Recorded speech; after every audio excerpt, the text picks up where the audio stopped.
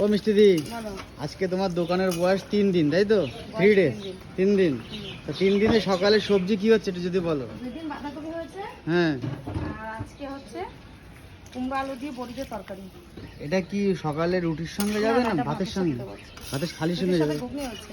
ও বাহ, 3 দিনই ইউনিক, তাই তো? unique। আর যত দিন যায় তত নতুন নতুন চমক দেখতে পাবা। মিষ্টি দি, 7 দিনে কি 7 রকম সবজি থাকবে এরকম চিন্তা ভাবনা কি আছে? দেখা যাক, এখন বাঁধাকপিটা নতুন নতুন বাঁধাকপিটা বেশ ভালো ভালো লাগে। লাগে। হ্যাঁ, yes। এখন মানে খাওয়ানো ভালো লাগে। অল্প বাঁধাকপি অল্প হোক, দেখবে একটু আলু টালু বেশি করে দিয়ে যদি রান্না যায় না, ও বাহ, আলু দিয়ে বাঁধাকপি আলুটাই মানে বেশি ভালো লাগে। মাখা মাখা করে করতে হবে, ব্যাস। তো বাঁধাকপির আলুটা বেশি টেস্ট লাগে, তো সেটাই দেখা যাক কালকে আবার কি নিয়ে আসে। বাজারটা আমার কর্তা করে।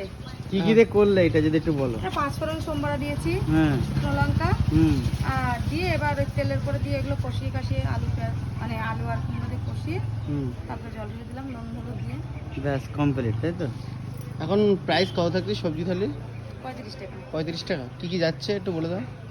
ডাল ভাত সবজি ভাজা। আচ্ছা, বাহ। যাই হোক বন্ধুরা, আর মর্নিং এ রুটির সঙ্গে কি রয়েছে বললে? ঘুগনি। ঘুগনি। আর রাত্রে? রাত্রে কালকে ঘুগনি করেছিলাম, আজকে দেখি কি করি। আচ্ছা, আর সময় বিশেষ যেদিন যেটা ভালো লাগবে সেদিন সেটা, তাই ছোলা তো? ডাল করলাম, কোনোদিন আলুর তরকারি করলাম। হুম। বাহ, আর দেখো এখানে কিন্তু তরকারিটা রান্না হচ্ছে ডিপলি করে, হেভি সুন্দর লাগছে কিন্তু, তাই না? দেখতে কালারটা কিন্তু হেভি লাগছে।